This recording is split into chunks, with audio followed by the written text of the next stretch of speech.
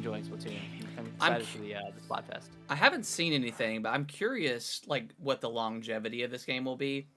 Mm-hmm. Because it doesn't have like a quote unquote battle pass essentially. Like you're not, Yeah. it's not like in the forefront or whatever. So I wonder. I mean, because that's every game nowadays has a battle pass, and they kind of have to at this point. Um, I wonder. Like I haven't seen anybody complain about it necessarily, but because I think just Splatoon is just such a unique game or whatever. It may not need one, but I'm just very curious, like what the longevity will be for this game, like in the next month or two. People are still going to be playing it. I mean, I know obviously the game sold like crazy right now, and Splatoon 2, there's always people playing. So I mean, it's not like it's gonna die necessarily, Well, but yeah, it won't be dead in the I water. wonder what that conversation will look like here in the next couple of months. I mean, I think I think they're gonna add content pretty regularly Yeah, over the next few months, going into the end of the year. I mean, they already have like those new modes planned. Um, I'm sure they're gonna add. I mean, they have like a catalog of maps that they could add yeah, from previous games from Splatoon 1, which like a lot of people didn't play that game comparatively to 2 and 3. But I think it's gonna be all right. I think it has its not that it's a niche game, but it has its niche of people that really love that type of gameplay. Just yeah. like I don't know, that gameplay loop, the gameplay itself. Like some people just really connect with that. I think that's gonna stick. Like, and at the end of the day, like trying to think of it from like Nintendo's perspective. Like obviously Nintendo wants people to keep playing the game, so they're gonna keep pushing out content. But they've already sold probably 10 million plus copies of this game. Like, Yeah. yeah, I'm I don't know. surprised, like, and like, I guess good for them, but, um, and maybe this is just the power of Nintendo and the Switch, but Mm-hmm. they could easily put in like microtransactions for this game, but they don't.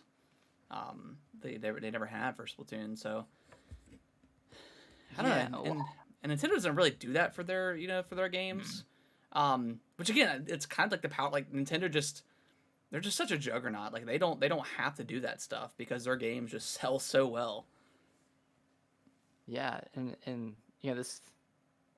They don't cost like $100 million to make either. Yeah, that's the conversation I've been saying a lot. Is like these games probably take half a quarter of the budget of like these big AAA games, and they're selling just as much. I mean, look at Luigi's Mansion 3. Look at Kirby and the Forgotten Land. Like these are like smaller, like 10-hour games that are selling. You know, Luigi's Mansion sold 10 plus million. Kirby is selling 5 million, and then you have like Switch Sports, which is it's a pretty low budget game. Like Yeah, that's a pretty low effort game, and a lot can be said about that itself, about it being low effort and not really worth the entry point. But selling like hotcakes, man, selling 5 million copies, like that's a lot of return. That's a lot of return on their investment. I mean, they're pushing out like 10 games a year. It's pretty yeah, good. yeah. And I think that's just where they have the Zelda that obviously costs a lot more money to make, but yeah, when you have all Mm-hmm. these really credible franchises that are the games are always generally pretty highly rated, Decent. Yeah. um, and they're pushing out like like you said, like almost 10 a year.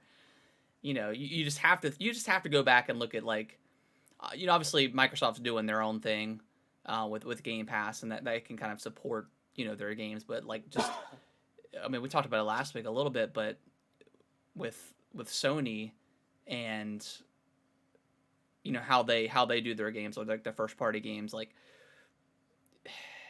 Yeah. how long is that going to be able to be sustainable, right? Without Well, yeah. I mean, that's why they're looking into all these live service games. yeah, It's because they two got they games got a one of the year. best That's enough. first person companies in the world with Bungie, so they could. I would like to see like another first person shooter that isn't Destiny out of Bungie. Like Yeah.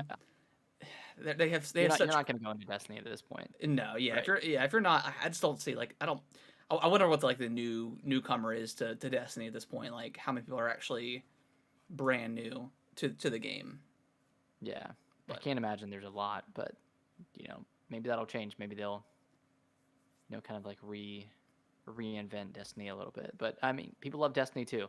Yeah, But yeah. I mean, they super turned it around like that franchise too, because it started out pretty rocky. But yeah, yeah, I would like to see them do another multiplayer game or first person shooter that just isn't Destiny. I think that would be really cool.